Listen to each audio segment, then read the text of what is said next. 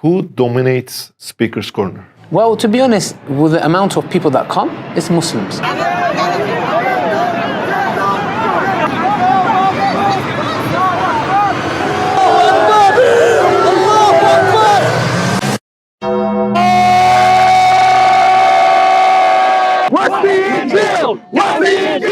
What's in jail? What's in jail? Jesus Christ is Lord! Amen. Jesus Christ is Lord! Christ is King! Christ is King! Christ is King! I'm not, have never been, never will be, your God. Me.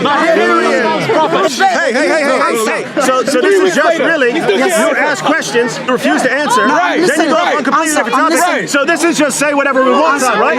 This is just what we say, this is just say whatever, this is say whatever we want time, right? You wouldn't answer a single question from anyone, and then you want to have a discussion. Oh, you don't need to give me time. Muhammad was a Messiah. He was a Jesus Christ is Lord! Jesus Christ is Lord!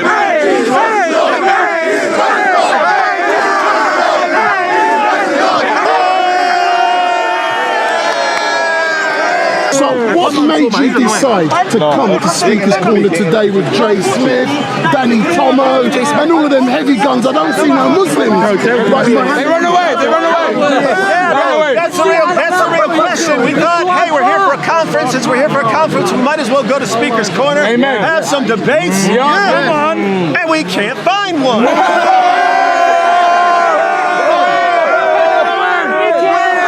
Where is Muhammad Hijab? Ali Dawa. Where's Ali Dawa? I heard, did y'all hear Ali Dawa say that one single Muslim could just take on all the Christians in this Where is this magical Muslim? Where they at? Where they at? Where they at? Where they at? Where they at? Where they at? Where they at? Okay, is Allah a father in any sense? So I'm going to see if you can be unbiased to see if he answers or not. Go in peace.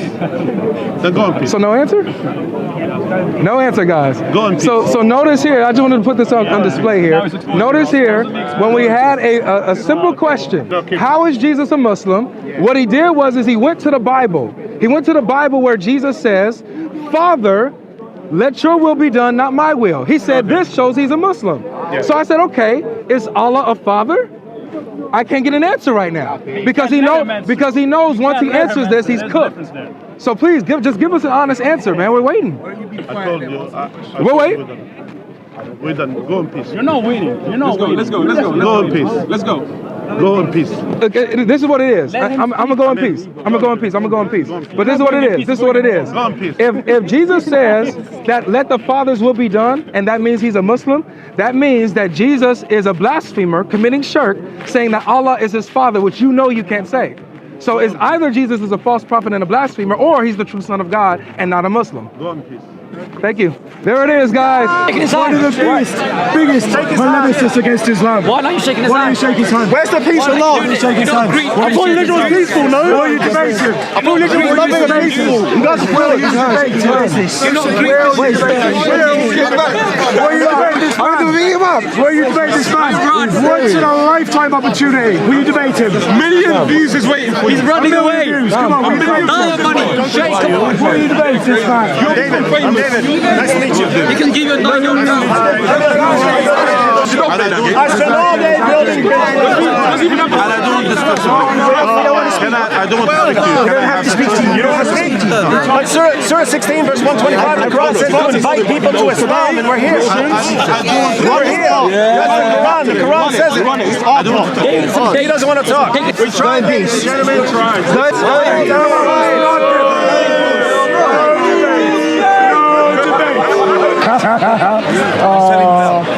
you're a bit soy. Bit of a soy boy. Bit of a soy boy.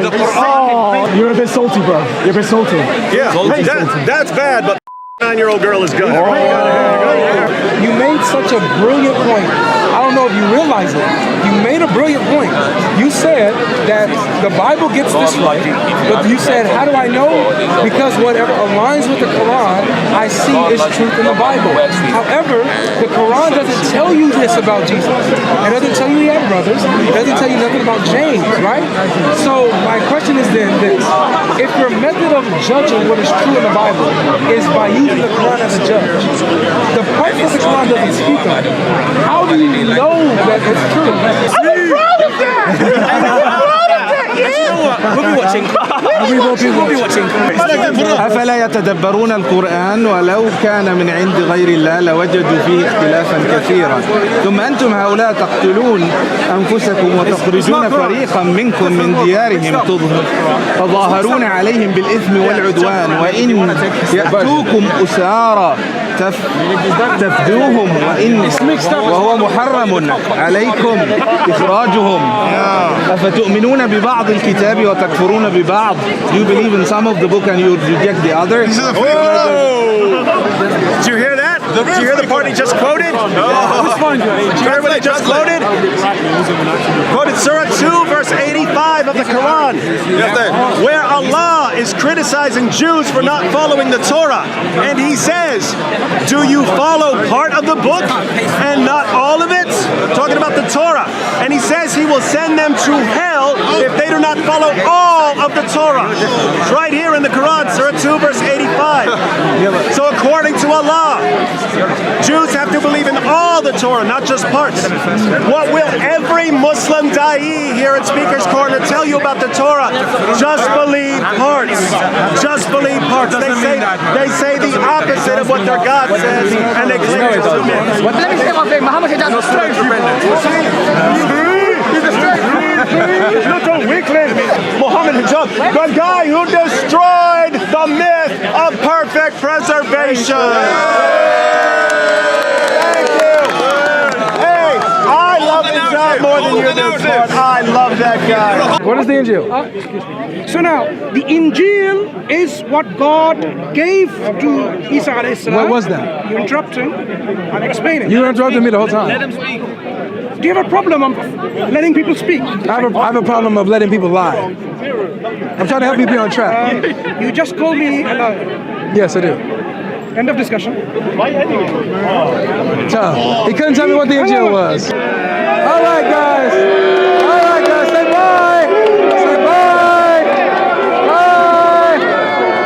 Bye. The reason why the questions that I asked was important, because each and every one of y'all can do it. All y'all got to do is ask simple questions, and they can't prove nothing they say. They can't do it. But here's the problem. It's because the Quran itself puts them in a bind. The Quran, notice how he's trying to say that, you know, in the Old Testament, we'll find descriptions of Jesus, but not by name. So we shouldn't expect the same of Muhammad. Oh, hold on. Time out. Your Quran says we'll find Muhammad by name. So if we don't find Muhammad by name, then the Quran is false, Muhammad's a false prophet, and Allah's a liar. But wait. It's been corrupted. It's been corrupted. We busted you. It's been corrupted. Oh, you didn't bust me. You busted Allah and Muhammad, because Muhammad says that the Injil is in my hands, that I have it, and that if I go into it, I can find Muhammad written in it, that I can find the words of Jesus preaching Ahmed. So if I can't, the Quran is false, Allah is a false God, Muhammad is a pagan prophet. That's what we have. So what he just did was showed us how Quran has no answers. The most intellectual, smartest, clever of them have no answers to the simplest questions. Nothing about Tawheed, nothing deep, just simple questions. And it was over. He had to run. Bye, Mansour! My hero. There you go, guys. It's my hero, Bob. I hope you're all going to listen to David Wood, and I hope you'll all watch his back as well. Siraj said that John 1:1 is easy to answer. Then why did he fail so badly? When John 1:1 says, in the beginning, en arche, ein halagos, he said this can't be about God because God has no beginning. But that's what the verse is saying. It doesn't say in the beginning God came into being. It says in the beginning was the Word. It uses the imperfect tense.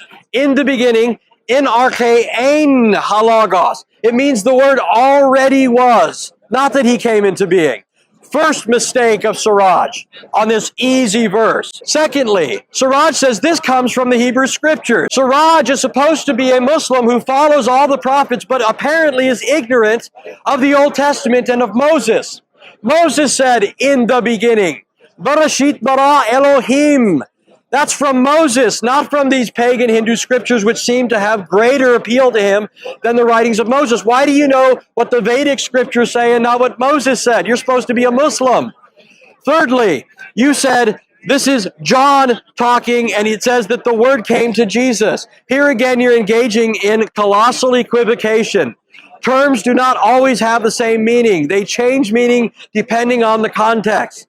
A word can be referred to a sound that comes forth from a mouth, but it's obvious that that's not how the term word is being used for Jesus in John 1, when it says, in the beginning was the Word, and the Word was with God, proston theon. It uses a construction that indicates intimate fellowship or relationship. That's not how you talk about a fleeting word that proceeds out of a person's mouth and then ceases to exist. That's how you talk about a person. That's why John went on to say, this one was in the beginning with God. He uses a masculine demonstrative pronoun. He was in the beginning with God. So, Siraj is out again 3 times. Okay. You're finished. You're finished. Imagine Paul has all the people collect the New Testament manuscripts. He picks a few hand-picked people, let's say Luke or somebody else, Timothy, Titus, you know, and he says, all right, we're going to make this is going to be the gospel, burn everything else. The Muslims will be hot. Imagine that. They'll be like, look, the New Testament's been corrupted, right? That's how they would be. So imagine that, but except we're going to flip and we're going to switch roles. We actually have this with Uthman. Uthman collected the Quranic manuscripts and had them burned after he made his own perfect copy. So now what we have is the corrupted tamper with Quran that says Jesus is nothing but a messenger, that says Mary is a part of the Trinity, that says, my corrupted version. Right, yeah.